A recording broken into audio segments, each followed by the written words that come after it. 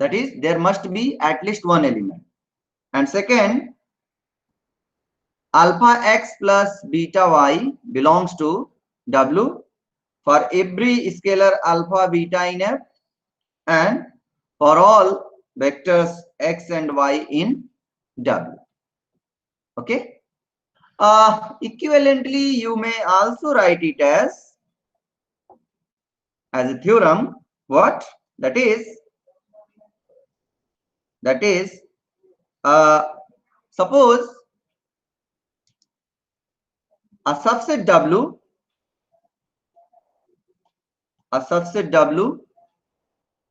of a vector space. This is actually problem in your book, problem number 17, problem number 18 on the page number 21. You can see that. Okay. So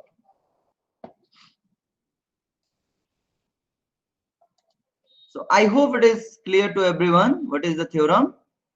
Is it okay? Okay, fine. So I think it is clear, right?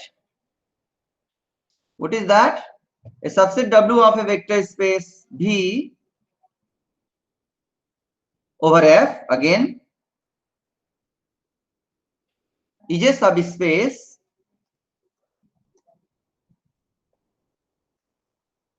if and only if, okay, if and only if the same criteria. Number one, W is non-empty. That is the first condition, because if it is empty, then you cannot talk about the algebraic structures. You cannot talk about the addition and scalar multiplication. Second is, of course, alpha x plus y belongs to W for all alpha as a scalar and for every vector x, y in W. So we will prove, already we have proved the first theorem. This theorem already we have proved. Okay. That is W as a subset of V is a subspace if and only if all these three conditions are satisfied. Is it okay? So what we did, we had supposed earlier that if W is a subspace of V, then automatically all these three conditions are satisfied. So the second condition and third conditions automatically, because it's a subspace, then it must be closed with respect to the addition and the scalar multiplication. So condition 2 and condition 3 automatically satisfied. But what about the first? Because of course W is a subspace, but you must show that the zero vector of W is the same as zero vector of V. So for that, what we did, because W is a subspace, so there is a zero vector in W. We call it zero of W. That is written as like this, zero vector of W. Then what we did, we have done that for every vector x, zero vector of W is equal to the vector x itself. But because this vector x lies in W, so automatically it is in V, is not it? Because W is a subspace, it is a subset of V. If the vector x in is a subset, then x is in whole V. So because x belongs to V, so you have that x plus zero vector is equal to x. So what you see, the right hand side is same, that is x. So the left hand side must be same. So x plus zero vector of W is equal to x plus zero vector of B. So by cancellation law, x cancel, you have zero of the W is the same as zero of the B. And that's why zero vector belongs to W. So automatically satisfied. And conversely, what we have done, we have supposed all these three conditions are satisfied. Then we proved that all the 10 axioms are satisfied. Okay. So if you go for W plus as an abelian group, then you are left what you left with respect to addition, closure axiom is satisfied. With respect to identity, zero vector is there, so identity is done. You are left with associative law, you are left with commutative law, and the existence of additive inverse. So because commutative law and associative law holds in a larger set for every 2 or 3 elements, so automatically it will be satisfied in a smaller set. That means W, right? So these two conditions are satisfied. What about the additive inverse? So for the additive inverse, the third condition, that is alpha x belongs to W. If x is a vector in W, okay, suppose this is your vector space V and this is your W, okay, this is somewhere, this is your vector, this is your subspace, subset W. So if x is a vector here, okay, then how to show that minus x is also there? How you show that minus x is also there? So for that, because alpha is equal to minus 1 can be taken and x as a x vector, right? Then what about this? Minus 1 into x, that is alpha into x. So this must be a vector of W by the third condition, right? And this is nothing but minus 1 into x. Already you have seen this is nothing but minus 1 into x, right? And 1 into x is just x vector. So this is just minus of x. So it belongs to W, right? So that's why this theorem is sufficient. Okay.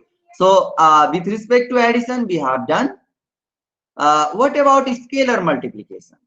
So except the third condition says that W is closed with respect to the scalar multiplication, right? You see here, W is closed with respect to the scalar multiplication. What about other properties? Means out of 10, 6 properties are satisfied, including the abelian group. Scalar multiplication is done. Now all the other 4 axioms below are of equality type, and these one is associative type, 2 are distributive type, and the last one, you know, 1 into the vector is the vector itself. Okay. So all these 4 are equality type conditions, and these are satisfied for the elements in a larger set, right? So that equality will be held also for the smaller set also, because it is true for the any 2 elements in the whole set, anywhere. So these 2 elements can be taken in W also, right? So the similar way, because equality type results are satisfied throughout the space, so it will be satisfied for the smallest. So we have done that W is a subspace of V. So I hope it is clear to everyone. Is not it? Write in your chat box, please. Okay, we are done. Now we will prove either this theorem or this theorem. So what is the easier one? So I am going to prove this one, okay? And accordingly you can prove the second result. Okay. Okay, done. Let us do again. Okay, fine.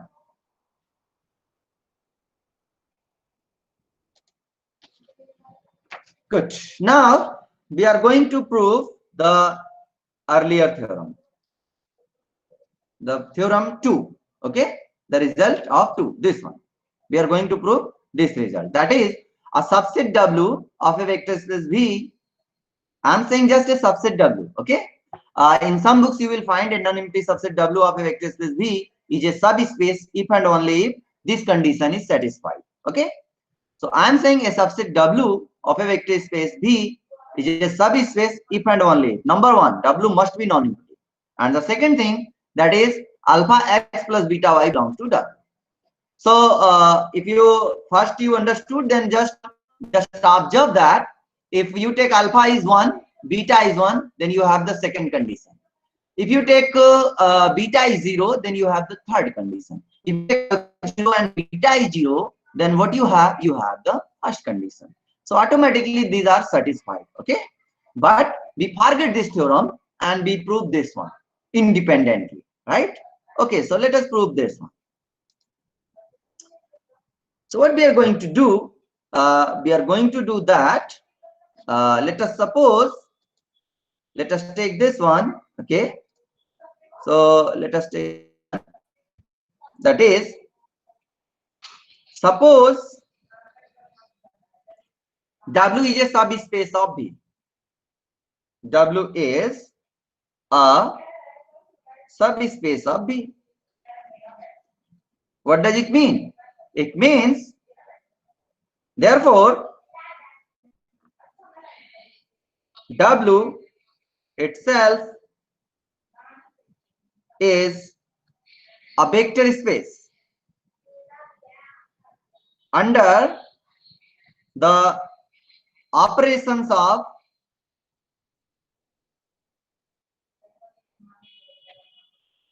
addition and scalar multiplication.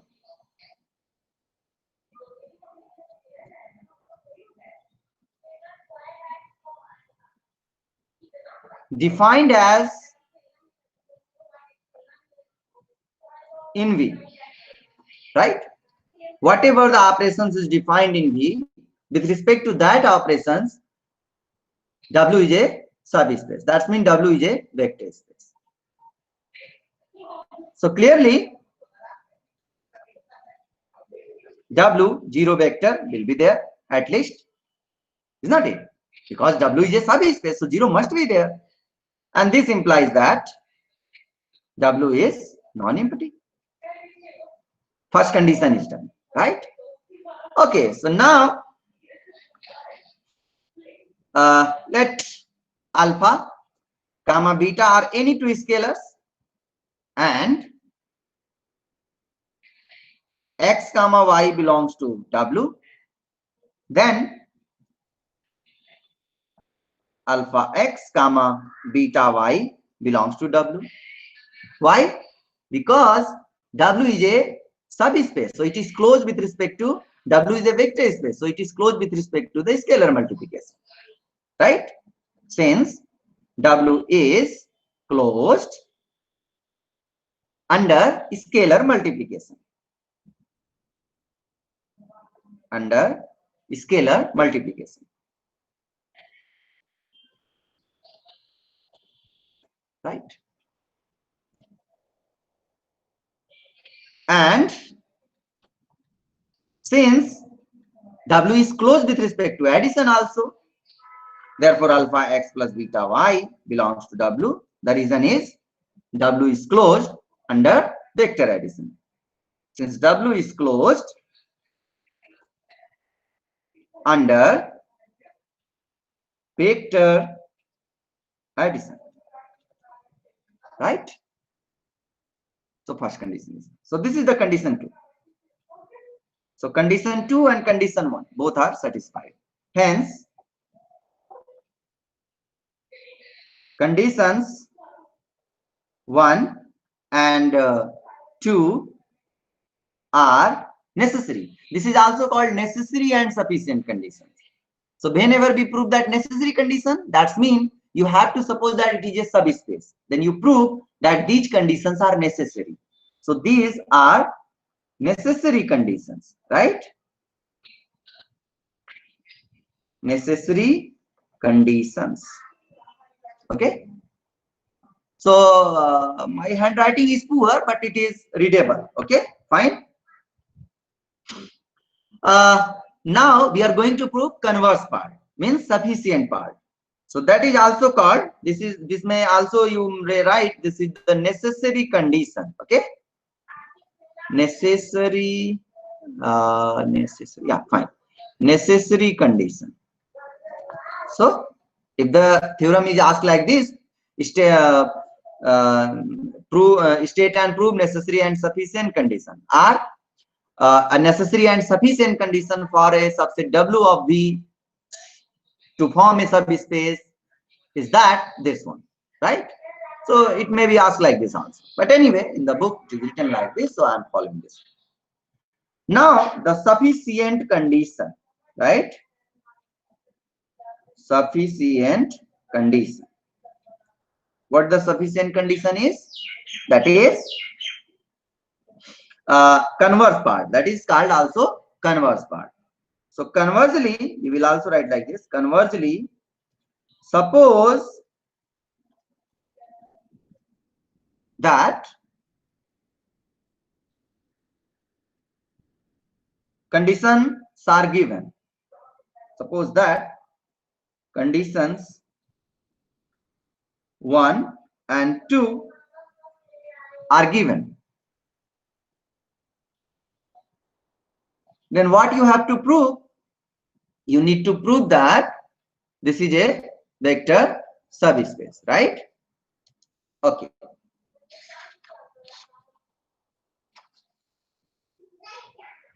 We will prove that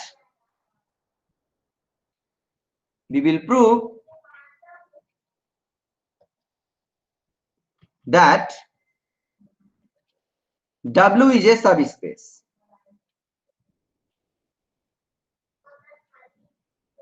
of V. What you have to prove? You have to prove that W is a vector space in itself. That is, W is a vector space in itself. Is it okay? Okay, fine.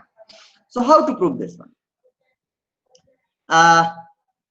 By condition 1, okay. So by condition 1, W is non-empty, right? Okay.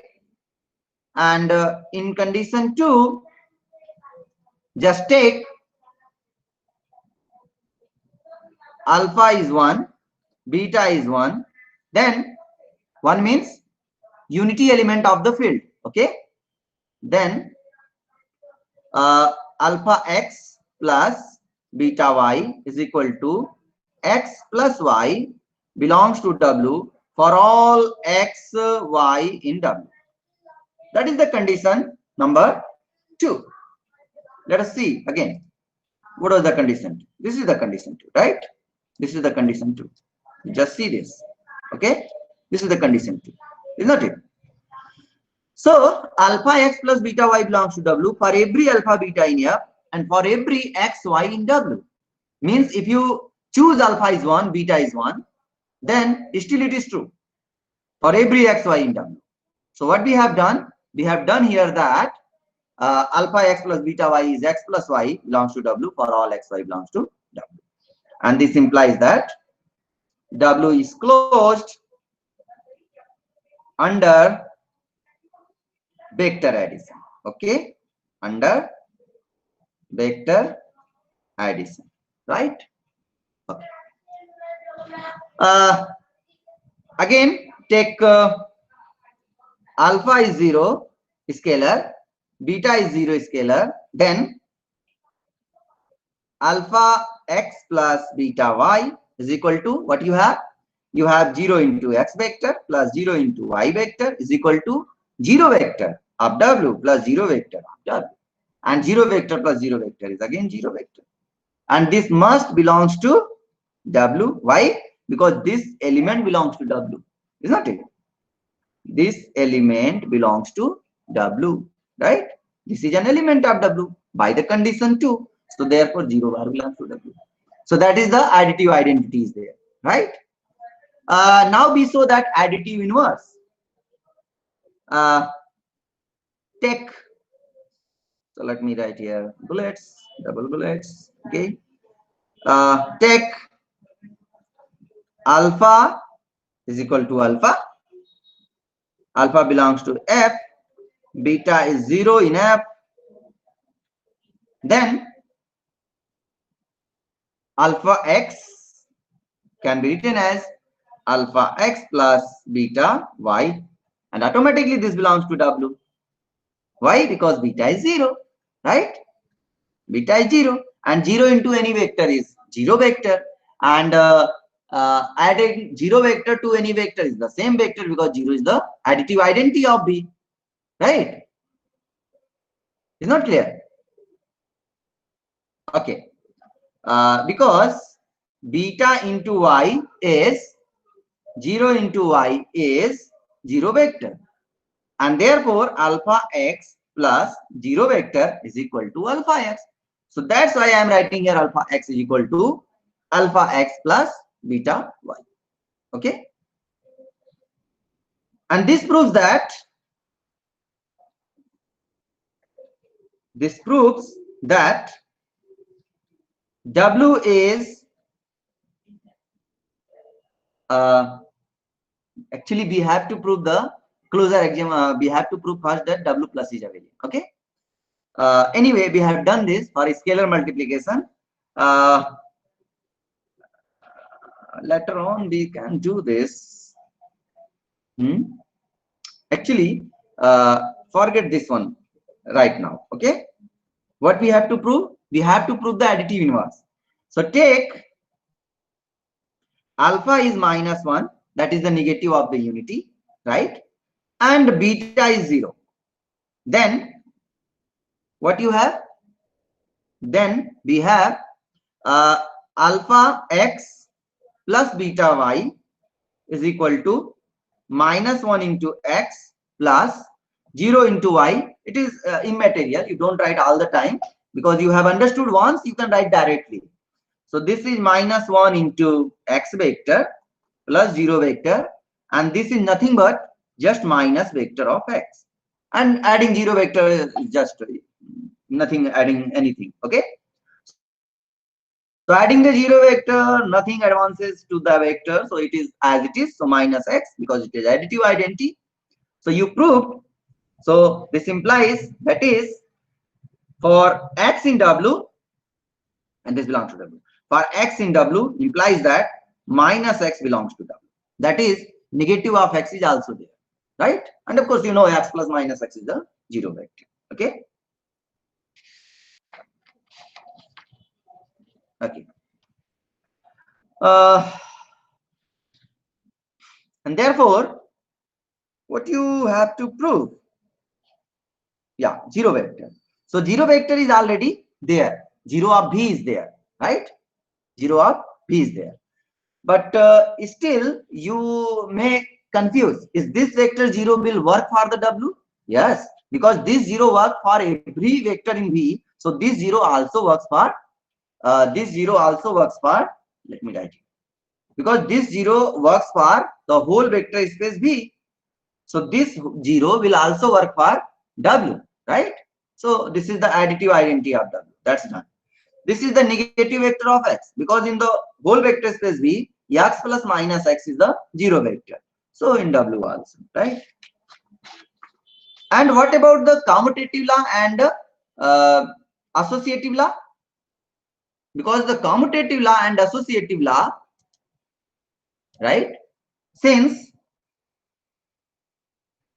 associative law and commutative law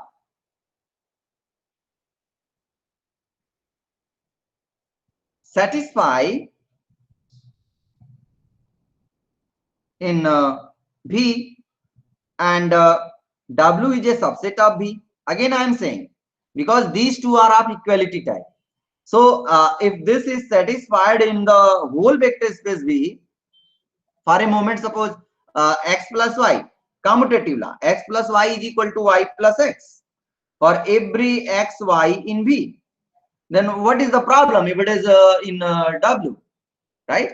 If this set is in W, right? Suppose these are the two vectors. Okay, so we are considering here the vector x is here and vector y is here. What is the problem? No problem. Again, the x plus y and y plus x will be same, because x and y may be anywhere. This is holding for all V, for every vector in V, right? So in particular, if x and y are in W, then there is no problem. Similarly, for the associative laws, okay? Hence, V plus W plus is an abelian group. Abelian group. Okay, that's done. Now come to the scalar multiplication. So up to here, I would like to finish today, because you might have the class of geology, right? Everyone okay so far? Yes, sir. Write in your chat box. Is it okay, everyone? Yes, sir. You have understood all the things, right? And this type of theorems always asked in your examination. Remember that.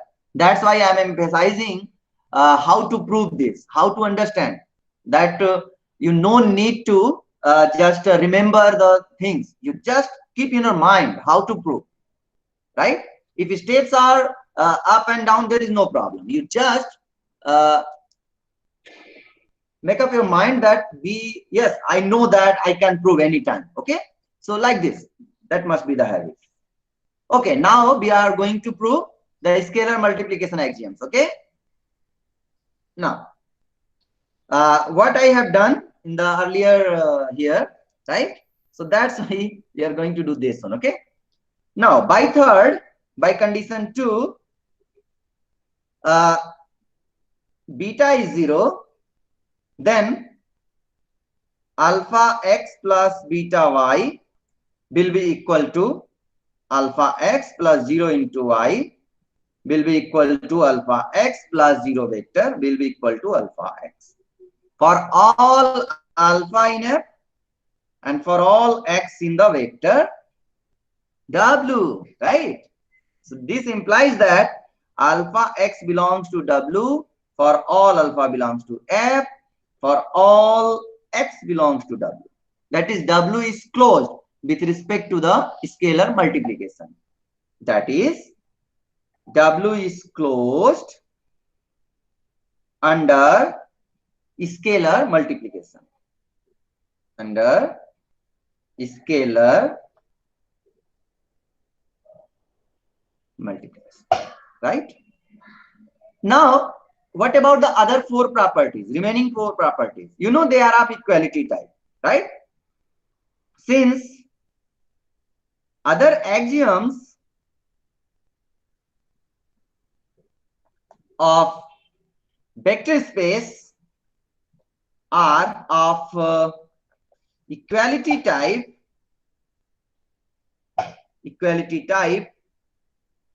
and they are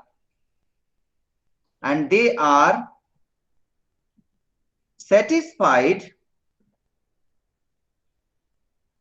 in V, in larger set, in V. Therefore, they must satisfy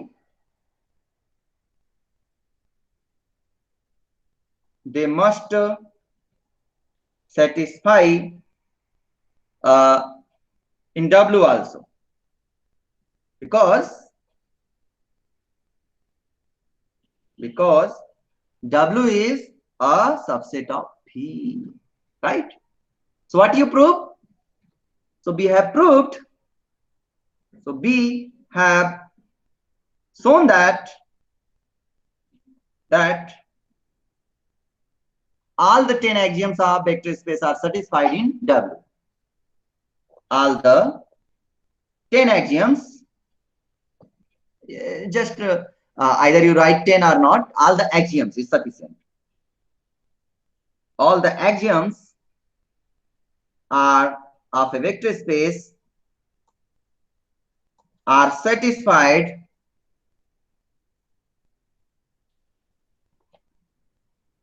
in W. Hence, W is a subspace. Hence, W is a subspace. That's done. So, W subspace. Just done.